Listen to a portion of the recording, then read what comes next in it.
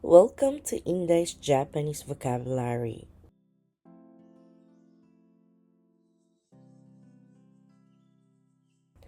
Ang vocabulary po ngayon,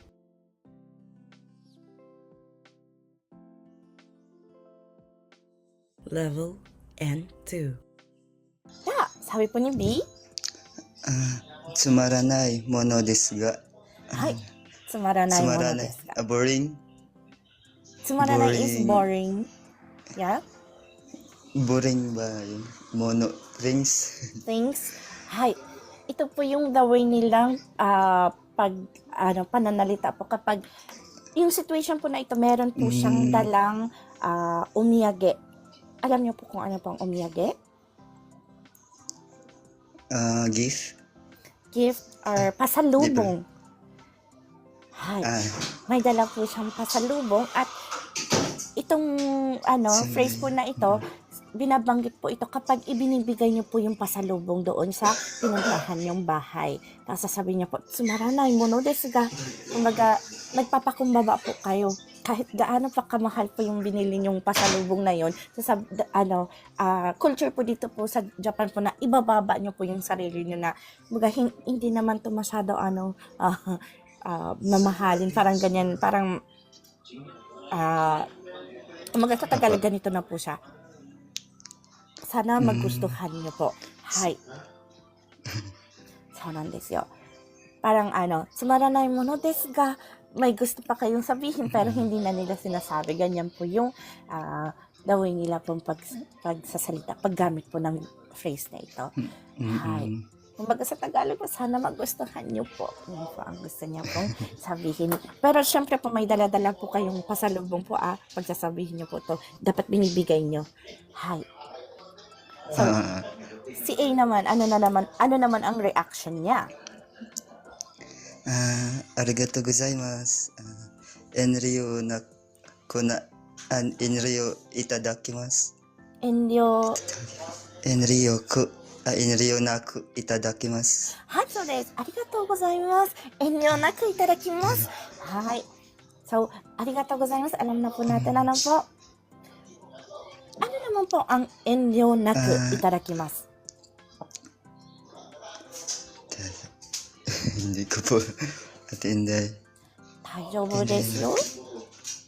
はい。Si Leo san po sa baba po. Tignan niyo po sagot niya. はい。そうです。はい。Kumbaga, sabi ni E, accept. そう。いただきます。Kumbaga, tatanggapin niya po yun. Itadaku. Tatanggapin. Ano po? Hay. So, dito po sa Tagalog po, arigatou gozaimasu. Salamat po. Enryo naku itadakimasu. Tatanggapin ko po ng walang atubili. Enryo is atubili. Kaya di ba po kung mapapansin nyo po, may mga phrase po tayong ginagamitan na enryo shinaide. Ibig po sabihin nun, huwag ka na mag-atubili. Huwag ka mahiya. Parang ganyan. Hay, yun po ang enryo. Hay. Kumbaga alam nyo po yung taong ino-offeran nyo na ng inumin or pagkain, nahihiya siya, sasabihin niya, ay, wag na po. Yung po na yan, enryo po ang tawag nun. Nag-enryo po siya. Ano po? Hay. So, sinasabi po dito ni A na hindi na siya mag-aatubili. Tatanggapin niya na po yung pasalubong sa kanya. Hay. So, next po. Sabi naman po ni A, お茶をお持ちます。お持ちます。お餅します。そうですね。はい。お茶をお持ちします。Ano pong ibig po sabihin nito? お茶 is tea. 持ちますとはい。black tea ba yan? Ay, お茶お持ちます。お茶をお持ちします。お持ちします。はい。Kapag basic Japanese po siya, magiging o茶を持ってきます。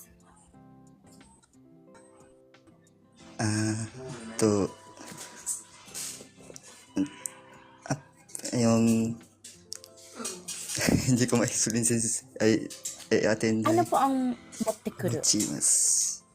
Magdala ng tea. So, Mati to bring. To bring So, yun. this. Hi. Tama po si magdala ng, si 40, Magdala ng 410 otsa. ka. Hi. So, nandes. Kaya sa Tagalog po, magiging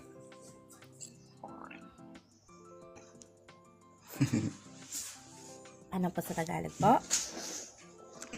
Dadalhan ko po kayo ng tsaa. Hay, dadalhan ko po kayo ng Dadalhan ko yung, po kayo ng tsaa.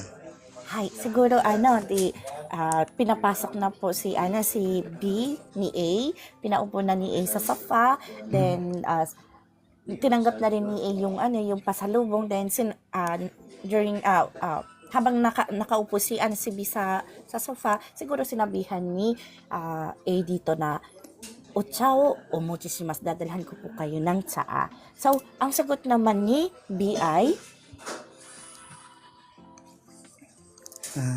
Dozo. O kamay na ku. hay, dozo o kamay naku. Dozo. Hay. Ano po sa tingin niyo po ang ibig sabihin po nito?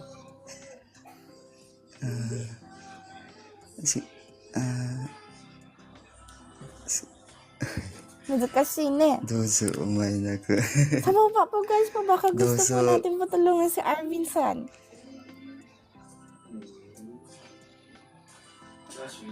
O kamay na ku. Si Leo-san po, sabi po O ni kamay Leo-san. na ku. Parang please don't bother. So, desu ne, parang sa don't Tagalog bother. po, magiging, Huwag na po kayong maabala. wag na po kayong mag-abala. O Mag-abala. Kamao ay kumbaga nagbibigay kayo ng pansin. Kamao, nagbibigay kayo ng pansin. Ano po? Ay, ngayon, pag ginamit po siya o kamay naku, ibig po sabihin, huwag na kayong mag-abala or huwag nang mag-abala. Nagkaroon lang po siya ng kayong kasi understood na ang kausap niya yung si A. Ano po? Kasi sabi ni A, dadalhan daw po siya ng tsaa. So, doon, yung dozo is, magalang po ito. Ano po? Magalang na salita. Pati po yung, kahit o kamay na din po, magalang din po ito. Kasi mas magalang po siya kung lalagyan po ng dozo. Kaya, dozo o kamay na nagkakaroon po tayo ng po. Dahil magalang po siya. Ano po? So, sa Tagalog, huwag na po kayong mag-abala. Yun po ang dozo o kamay na Hi. So, go po tayo sa next pong salita. Sabi po ni A,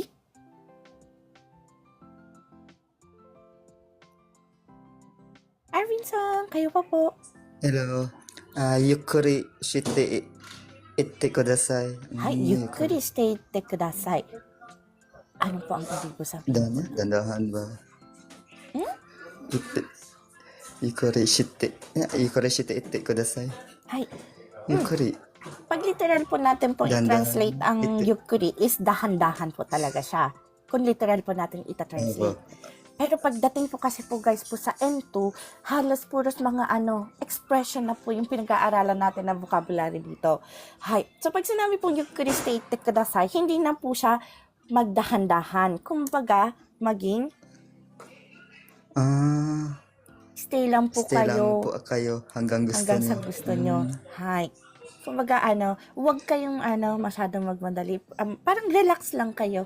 Kumbaga, kasi di ba po pag tayo po nagmamadali, pag busy po tayo, yung oras po natin, ang bilis po, di ba po? Hayay, yun jikan ga sugiru no wa. Ngayon, pag relax po tayo, medyo parang mabagal ang daloy ng oras natin. Kaya, yukkuri, mabagal, dahan-dahan, yung daloy ng oras natin. Kaya, pag sinabi pong yukkuri shite itte kudasai, ibig po sabihin, stay lang po kayo hanggang gusto nyo. Hi. Hanggang gusto niyo. O kaya, pwede pong maging stay lang po kayo, mag-relax lang po kayo, ganyan. Hi.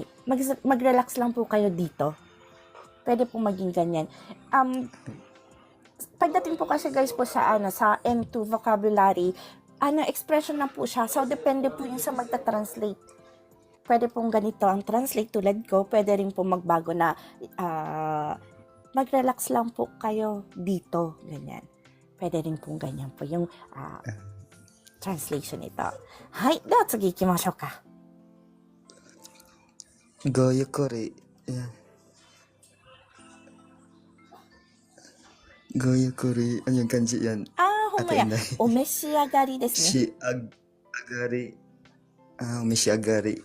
Kudasai. はい。ごゆっくりごゆっくりお召し上がりください。はい。Siguro yung situation po dito, si A nagdala siya ng inumin or maybe some cookies. Hay, tapos sinabihan niya ng goyukuri o mesiagari kudasai. Omesiagari means kumain. Pero act po kumain. ito ng rinerespeto niyang tao. Hindi po ito act ni A. Hay. なので、これは尊敬語に当たるんですね。はい。Ito po ay尊敬語na po siya. Goゆっくりお召し上がりください. Sa Tagalog po magiging Stay lang po kayo at kumain. Hay, stay lang po kayo at kumain. Or kain po kayo. Huwag po kayong magmadali. Ganyan. Hay. Depende po sa magta-translate, pwede rin po siyang kumain po kayo, wag po kayong magmadali. Or wag po kayong magmadaling kumain, pwede rin ganyan. Hi. Ito po ay cut out from our free and 2 lesson class. Sa taong 2026, may free and 2 lesson class po tayo sa TikTok. Tuwing Monday and Friday at 8 p.m. Japan time. Meron din po tayong live tuwing Wednesday, subalit sa live na ito ay pinapakita lamang ang private lesson namin ng Jokai with checking pronunciation. For more information, maaari niyo po kami i-contact sa link na nasa aming profile. Kung nais niyo naman pong sumali sa aming free lesson, maaari niyo po akong hanapin sa pangalang Inday in Japan o at Mark Inday in JP sa TikTok. Please follow me and stalk me sa araw at oras na aking nabanggit. Thank you for watching and please continue supporting me, follow me, and share my videos for more contents. Maraming salamat po. Hanggang sa muli.